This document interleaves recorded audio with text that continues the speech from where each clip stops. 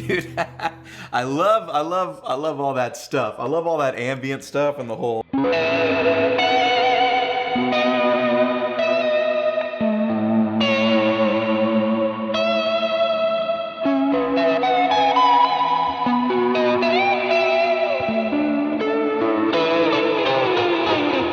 Sometimes the effects are so weird, you just got to play wrong notes on purpose. That's exactly what I did there. The harmonic trem is great. Putting it with a bunch of reverb is really great. Did I mention that my favorite amp tones had come to the Helix in the AC44? I did last video, and now we've got a problem because this is almost tied. To me, this is almost tied. It's not quite the unique thing. It's like a Bad Cat 30. I have a Sampson era Bad Cat 30 that I tone matched, and it sounds absolutely brilliant, but it does a lot of the same things that I really like about that AC44. It does it just with a little different kind of thing. So let me show you that. I'm just gonna add on a little more delay here because there's no band with me here.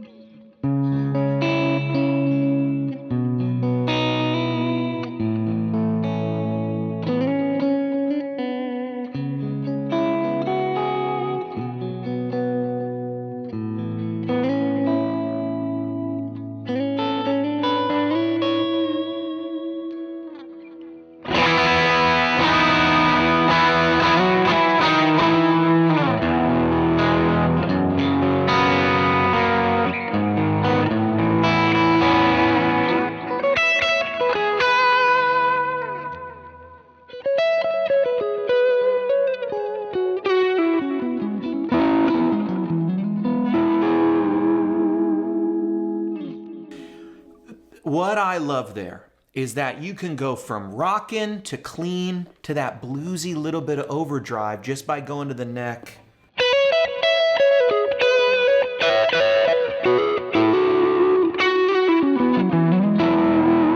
But then in the middle, a little bit cleaned up, and I got the compressor on, so it's compromising me a little bit.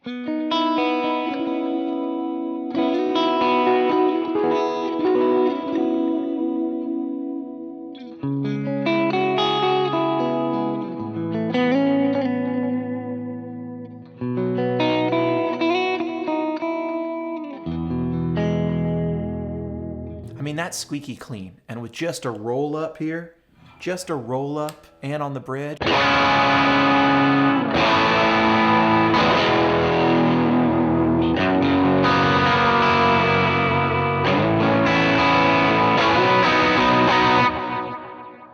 Frickin', that's good. That's good. Now, here's an issue we got with this amp. There's a ton of choices in here. Check it out.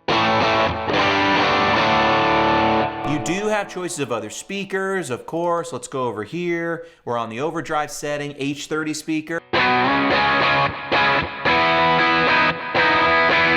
Beautiful. What if we want that M25 a little more mid-range? Sorry, I had the vibrato on. But what if we had the vibrato on?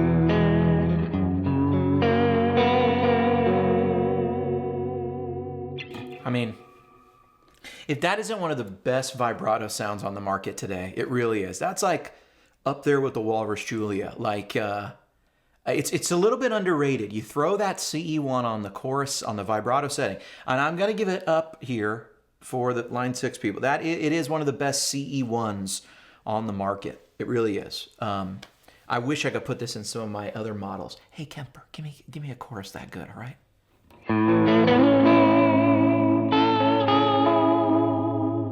Okay, but there's a lot of stuff here. Obviously, you get the rock stuff.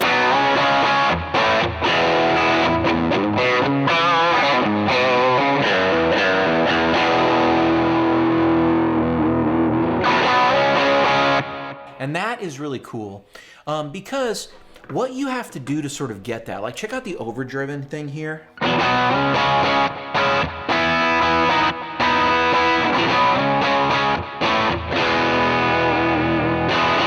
I'm going to show you how I did these two channels very differently because I treat them very differently, because I treat the amp very differently, because an EF86 is not a 12AX7. Here's what I mean. You turn on that rock setting, and what am I doing? Come in here.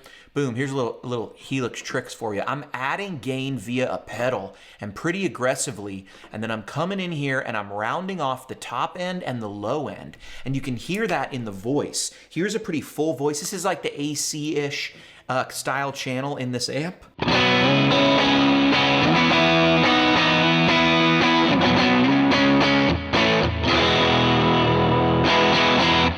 And it's very much that Mark Sampson sound. Obviously, I've got the extra mid-range on, but it's very much that Sampson idealized AC30 sound, right? It's like an AC30 with more balls, more guts, more glory.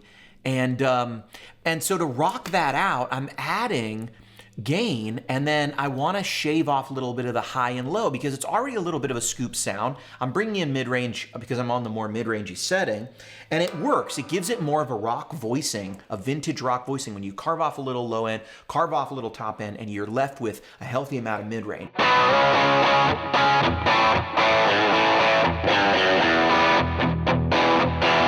It just has that sound, you know?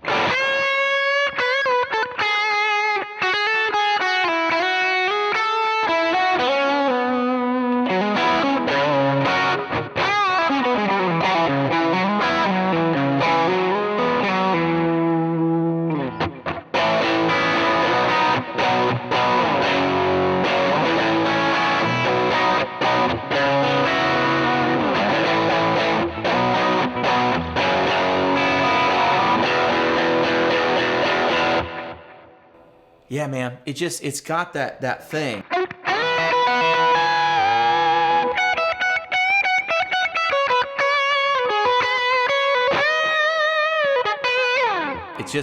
That's a cool rock voice.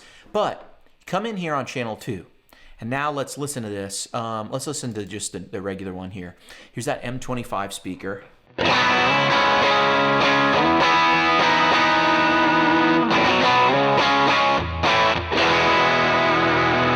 And I'm going to show you because I love this channel. I've got the compressor pretty low here, only at this 30% mixed in. It just is adding a little bit of like polish, compression. It's sort of even out a little bit of the dynamics. I really just like it to sort of bring up any stragglers in the bass or high end, any of those chimey frequencies that could just get a little bit muted. I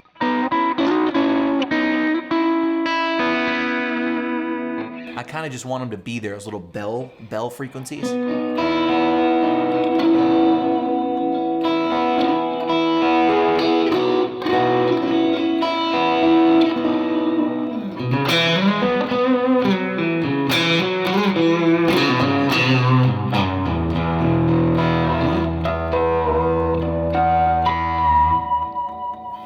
They're just, I don't know, it's that thing that gives it a very authentic amp flavor. It's something personally I'm really only able to get, or I'm able to get best out of the Helix with the tone match stuff. That's just been my finding, is like locating that in the amp, miking it, getting it, and then tone matching it seems to be the best way I know how to get it in there. You know, I'm no stranger to EQ, and that's why here's what I'm doing here, is this EQ check it out. Here what I'm doing is something very different. So here how I'm going from overdrive, which is like this.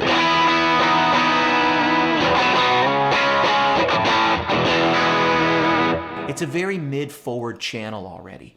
So now when I go to rock, I have plenty of gain on tap with the amp. So I'm actually upping the gain here. I'm actually upping the gain right here. But instead of using a pedal, I just leave that off. I've left it in here in case you want to try it yourself or whatever. If you want to use these pedals, they can be assigned and used in stomp mode. So I think it's very useful to still have like an overdrive like the Heir Apparent, and I always like having some sort of TS and some sort of Klon in there. That's just what I like to do with overdrives. But with this rock thing, you can see I got just the one delay, and boom, this EQ here, I'm actually bringing up a little bit of low end because this channel can be a little shallow in the low end, but I'm bringing it up in the low frequencies, like not low. I mean, you know, below 100. That's usually where you don't need much guitar information in a mix.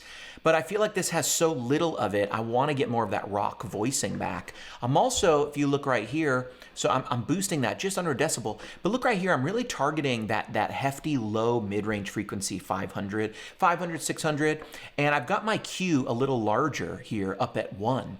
Now, the reason that's important is the Q is how wide the effect of that frequency is going to be. So we're talking about a hump or like a divot, you know, in the frequency range here. And so we're gonna scoop out a little bit of it at 3 dB. But do I want that to be a very sharp little divot, or do I want it to be wider, more gradual? And so by making it a little wider, I can actually take out a broader range of frequencies and get a little bit of that hefty mid-rangey out, because I have so much, I have mid-range to spare.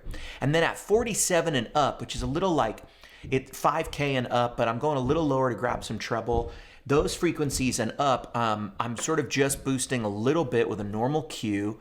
Again, this is a parametric, no shelving here. Just this high gain, and boom, now I've got a very cool like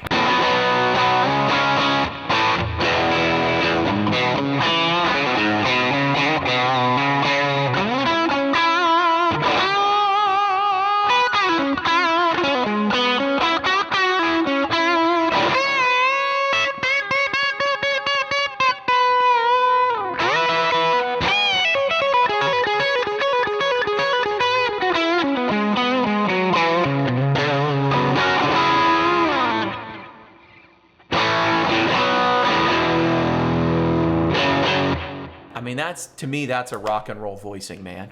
You know, you come back to this, like the amp true by itself.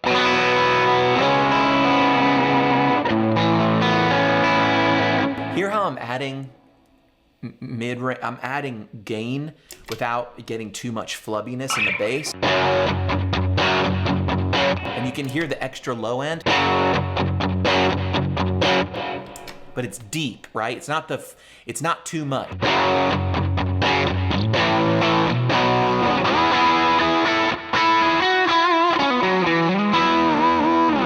Also give you a cool pitch mod.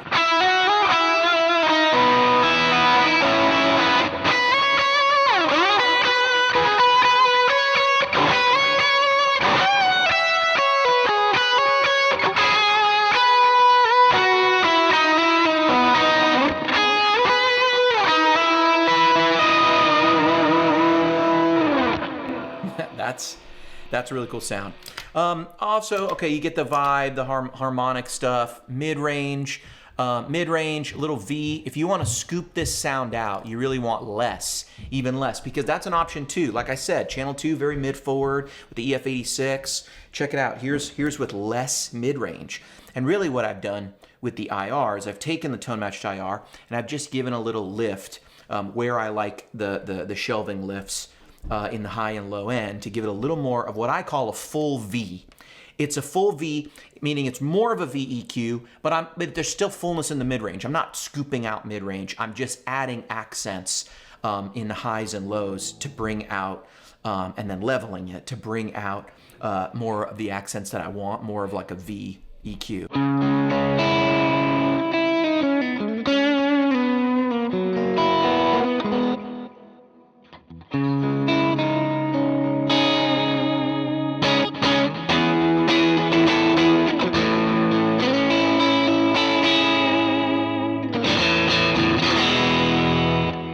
With a little overdrive, with still that VEQ.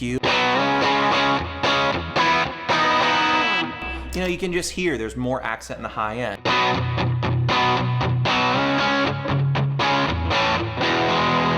And really it's just, I like having the V and the M option because I just think it matches certain guitars, you know, well. And so if you're not on a guitar that you feel like needs it or whatever, you know, whatever, just, you can just play the normal one. That's kind of how I treat it. That vibrato, it's lovely, but turn off.